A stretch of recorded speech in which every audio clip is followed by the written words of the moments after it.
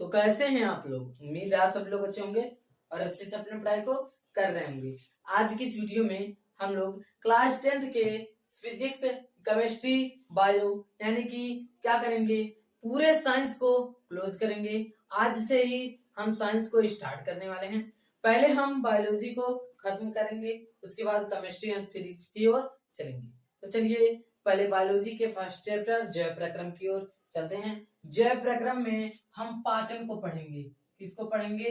पाचन को। थोड़ा नीचे लिख देते हैं, पाचन को पढ़ेंगे। ठीक, अब यह पाचन का मतलब क्या चीज? भोजन का पाचन हो रहा है, किस तरह से हो रहा है, अब एकदम नींव से अच्छी तरीके से बेसिक से समझते हुए चलते हैं। कि पाचन में पढ़ेंगे हम लोग दांत। क्या पढ़ेंगे? दांत। दूसरा पढ़ेंगे जीभ, जीभ। और तीसरा पढ़ेंगे लार। क्या पढ़ेंगे?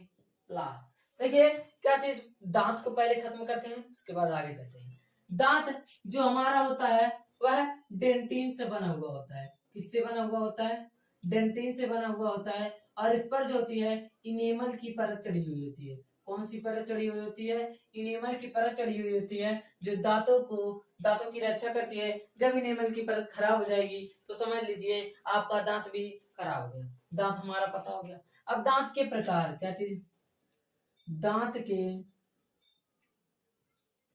प्रकार। दांत के प्रकार, दांत के 4 प्रकार होते हैं। कितने प्रकार होते हैं? 4। इसका ट्रिक है एक, कर आग चल।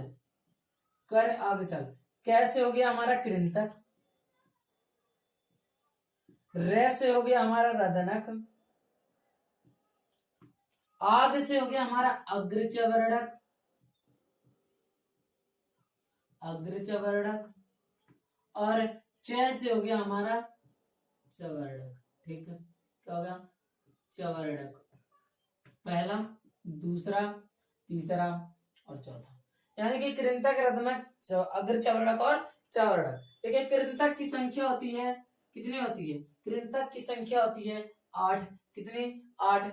4 ऊपर होता है और 4 नीचे होता है। देखिए, और रत्नक की संख्या होती है 4। ऐसे नुकीली नुकीली दिख रही है, यही है हमारी रत्नक की संख्या। यही है हमारी रत्नक। एक इधर, एक इधर, एक नीचे, एक इधर वाला, यानी 2 ऊपर 2 नीचे, रत्नक हो गया।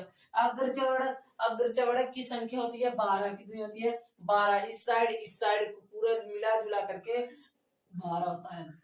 अब देखिए चवर्णक, चवर्णक की कितनी संख्या होती है? चवर्णक की संख्या होती है 8। अब देखिए इनके तो संख्या हमें पता हो गई। इनके कार्य, इसका जो कार्य है ना, वह भोजन को कुतरना व काटना। क्या चीज? कुतरना व काटना। और इसका जो कार्य है, इसका कार्य है भोजन को चिड़ना व फाड़ना, चिड़ना व फाड़ना। ठीक है, अब देखिए भोजन को चिड़ना व फाड़ना। अग्रचवर्णक, अग्रचवर्णक का और चवर्णक का जो कार्य है वह सेम ही है। कौन कौन? भोजन को पीसना व चबाना। ठीक, भोजन को पीसना व चबाना। अब देखिए हमारा जितना भी दांत था क्लियर हो गया। थोड़ा और जान लेते हैं। देखिए हमारे मुख में कितने दांत होते हैं? 32 दांत होते हैं। उस 32 दांत में से 20 दांत जो होते हैं वह अस्थायी होते हैं। क्या होते हैं? 20 दांत अस्थायी होते हैं। अस्थायी का मतलब जो जीवन काल में 2 बार निकलते हैं, और इन्हीं को हम दूध का दांत भी कहते हैं। और जो हमारे 12 दांत होते हैं वह अस्थायी होते हैं, और जो क्या करते हैं, जीवन काल में 2 बार नहीं निकलते हैं, जीवन काल में सिर्फ एक ही बार निकलते हैं। अब यह हो गया हमारा, क्लियर हो गया। इन्हीं को हम, जो जीवन काल में 2 बार निकलते हैं, उन्हीं को हम द्विबार दंतीय भी कहते हैं। अब चलते हैं जीव। जीव जो होता है यह वी शेप का होता है। कितने, कैसा होता है? जीव जो होता है यह वी शेप का होता है। ठीक, अब देखिए इसलिए इसको कर दिए क्योंकि इधर अब जीव और लार की ओर चलेंगे। जो वी शेप का होता है, और जीव का मुख्य कार्य ही होता है, इसका मुख्य कार्य होता है 4 प्रकार के स्वादों को ग्रहण करना। क्या चीजें? खट्टा, मीठा, तीखा, नमकीन। क्या चीज? खट्टा, मीठा, तीखा, नमकीन। यानी कि जीभ का आकार वी शेप का होता है। इसका कार्य, मुख्य कार्य है भोजन क्या चीज, 4 प्रकार के स्वादों को ग्रहण करना, खट्टा, मीठा, तीखा, नमकीन। अब इसके कार्य को अच्छी तरीके से समझते हैं। जीभ का पहला कार्य है कि यह हमें बोलने में सहायता करता है। इसका पहला कार्य आप सब लोग लिख लीजिएगा। इसका पहला कार्य है कि हमें बोलने में सहायता करता है। दूसरा कार्य क्या है? दूसरा, यह हमारे दांतों की सफाई करता है, यानी कि अगर फेर दें थोड़ी बहुत सफाई हो जाएगी। तीसरा कार्य क्या है? यह हमारे 4 प्रकार को स्वादों को ग्रहण करता है। क्या करता है? 4 प्रकार के स्वादों को ग्रहण करता है। हमारा जीभ भी खत्म। अब चलते हैं लार की ओर। हमारे मुख में 3 जोड़ी लार ग्रंथियां होती हैं। एक होता है अधोहनु, एक होता है अधोजिह्वा,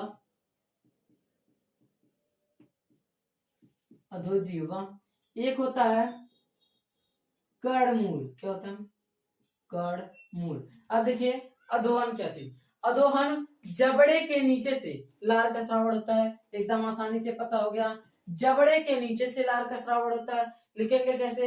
हमारे मुख में 3 जोड़ी लार ग्रंथियां पाई जाती हैं, यानी कि पूरी मिलाकर के 6, एक इधर इस साइड एक इस साइड, यानी कि अधोहनु, अधोजिह्वा और कर्णमूल। अधोहनु जबड़े के नीचे से लार का श्रावण होता है, अधोजिह्वा जीभ के नीचे से लार का श्रावण होता है, कर्णमूल यानी कि कान की जड़ों से लार का श्रावण होता है। ठीक है, अधोजिह्वा जीभ के नीचे से लार का श्रावण होता है, कर्णमूल कान की जड़ों से लार का श्रावण होता है। सबसे ज्यादा लार का श्रावण, सबसे ज्यादा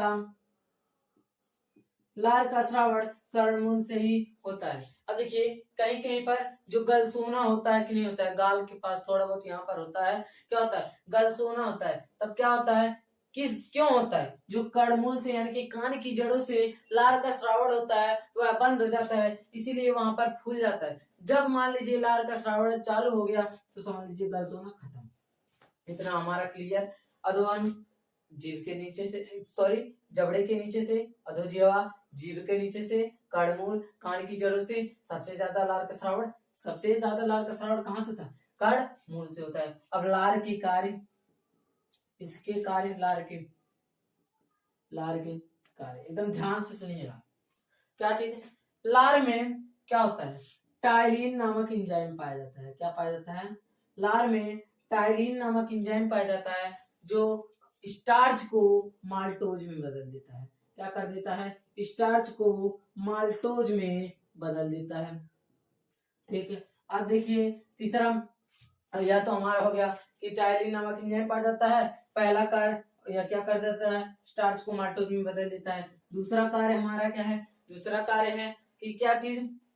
दूसरा कार्य हमारे मुख में यानी कि हमारे लार में लाइसोजाइम नामक एंजाइम पाया जाता है। क्या पाया जाता है? लाइसोजाइम नामक एंजाइम पाया जाता है जो भोजन के साथ आए हुए जीवाणुओं को मारता है। क्या करता है? भोजन के साथ आए हुए जीवाणुओं को मारता है। अब देखिए तीसरा कार्य क्या है? तीसरा कार्य है कि यह जो होता है यह भोजन को लसलसा बना देता है। क्या कर देता है? भोजन को लसलसा बना देता है, जिससे भोजन को निगलने में आसानी होती है।